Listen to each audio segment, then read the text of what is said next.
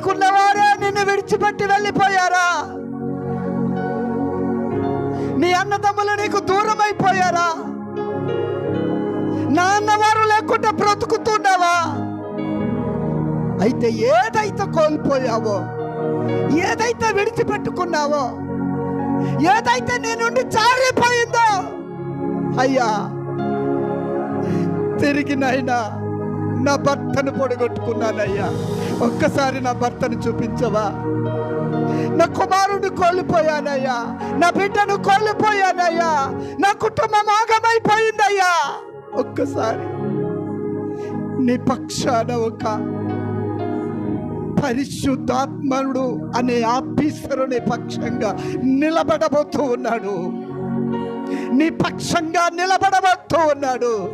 నీ పక్షంగా ఉండబోతూ ఉన్నాడు.